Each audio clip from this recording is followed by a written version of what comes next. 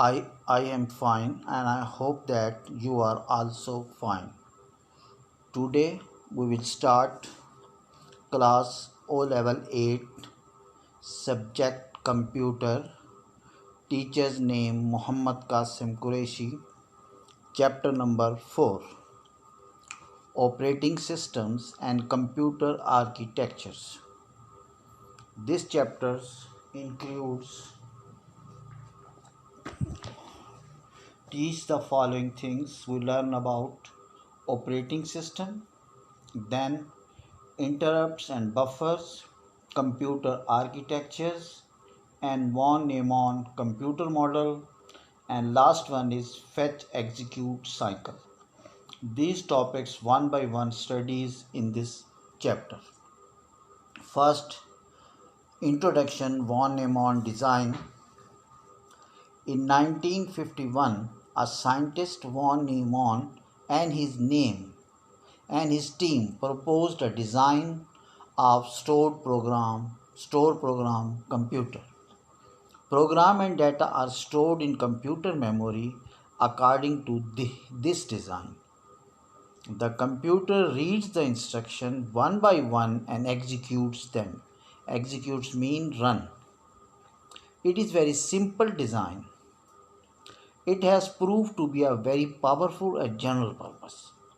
It is the basis of most modern computers of today.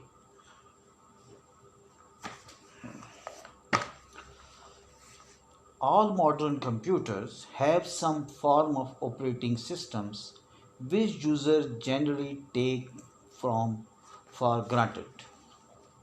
The operating system makes it possible to communicate with the software and hardware that make up a typical computer system. There are many ways of representing computer architectures, but one of the more common ones is known as von Neumann model, which will be fully described. Now, the operating system. What is the operating system? Major component of the computer is operating system. When you start your computer, first it required an operating system. An operating system is a set of programs that manage all computer all computer components and operations. A computer cannot do anything without operating system. Operating system must be installed on every computer. Users interact with the computer through operating system. When computer is turned on, the operating system runs and checks that all parts of the computer are functioning properly. It manages all operations on the computer after loading in the memory. Important operating systems. Some important operating systems are as follows: Microsoft Windows, Linux, Unix, and Microsoft operating system. The operating system is essentially software running in the background of a computer system. It manages many of the basic functions.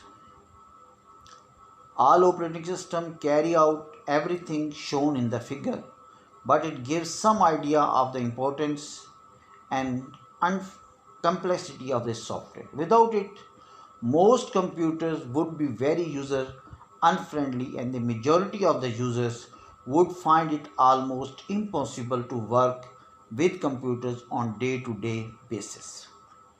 The functions of the operating systems are human control interface, multitasking, multi-programming, batch processing, error handling, loading and running of application software, management of users account, file utilities, for example copy, save, sort and delete, processes managements, memory managements, real-time processing, interrupts handling routines, security and manages log on, passwords, input and output controls. These all are the functions of the operating system. One of the most common examples of operating system is known as Windows and is used on many personal computers. Other examples include Linux, Android, Unix, and DOS. Windows is an example of a single user operating system. This means only one user can use the computer at a time, but can have many applications open simultaneously. When a computer is first powered up, the initiating program are loaded into the memory from the ROM chip. These programs run a checking procedure to make sure that the hardware, processor, internal memory, and BIOS, basic IO systems, are all functioning correctly. If no errors are detected, then the operating system is loaded into the memory. It is worth mentioning here that simple devices with embedded microprocessors don't always have an operating system. Household items such as cookers, microwave ovens, and washing machines only carry out single tasks which do not vary. The input is usually a button pressed or a touch screen option selected, which activates a simple hardware function which does not need an operating system to control it. I think you understand the concept of operating system. Now we move on to next slide. Do activity 4.1. What is this activity? Note down. Find out how appliances fitted with microprocessors can be controlled and activated by web enabled devices such as smartphones. Do you done it at home and then send it to me. Now to move on to the next article, interrupts.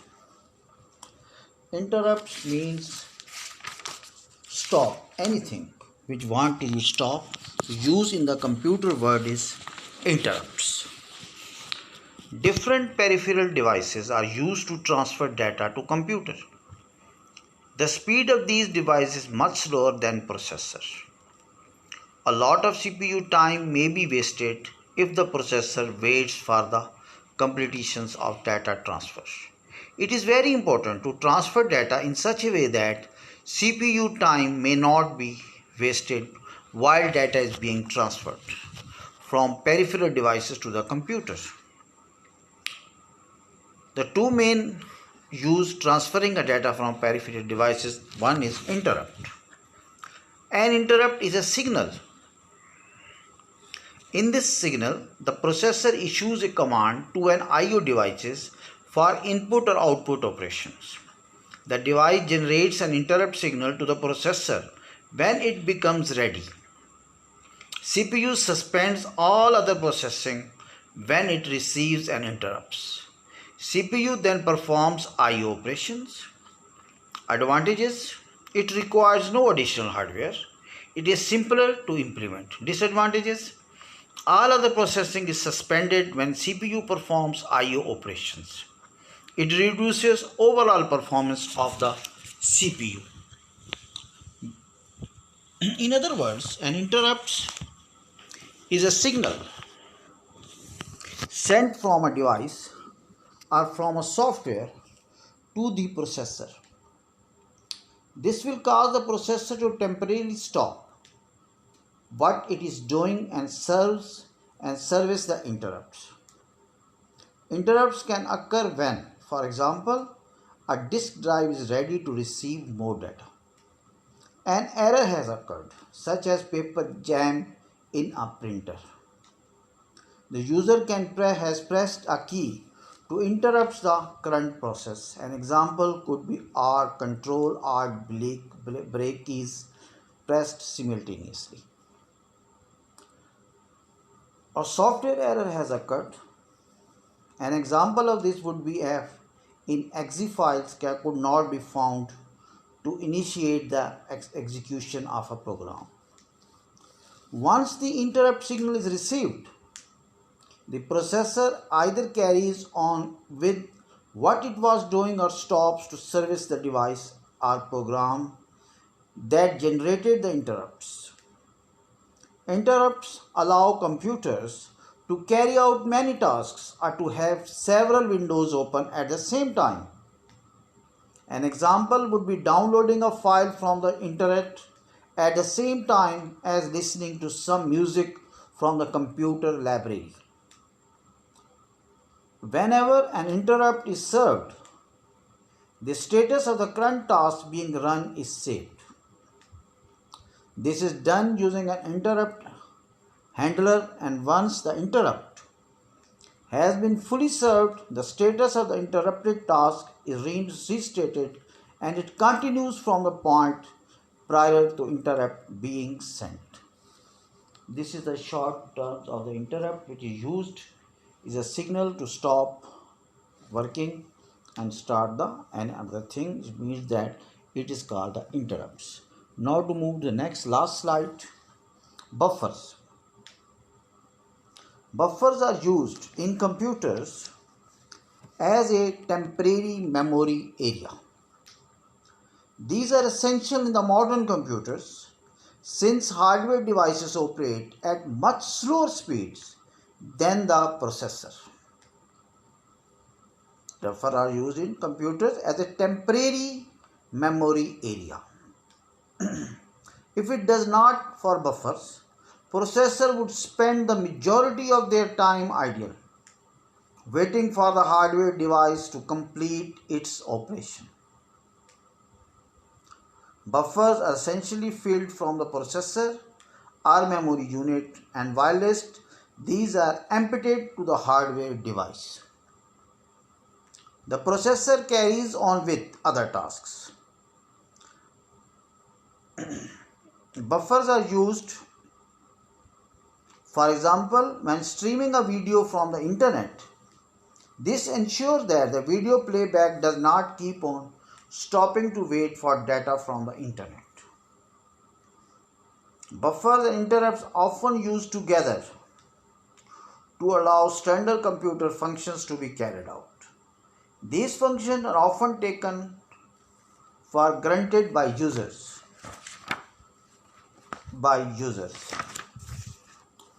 Our modern computer system, the below figure 4.2 shows how buffers and interrupts are used when a document is sent to a printer.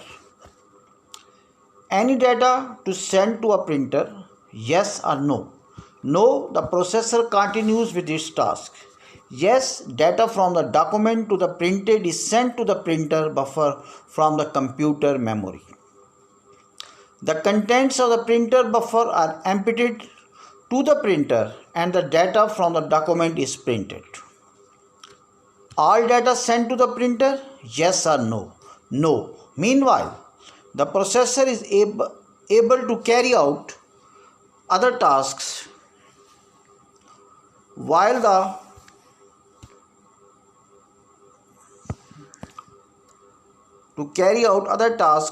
printer buffer is being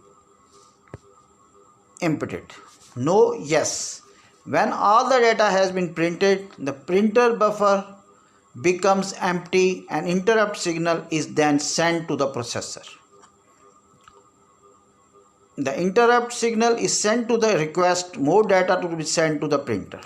The current task is suspended whilst the interrupt is served.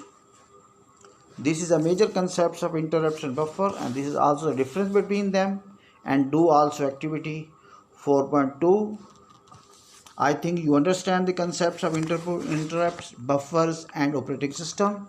If you face some difficulty in these lectures, then we will discuss inshallah on Thursday discussion lesson.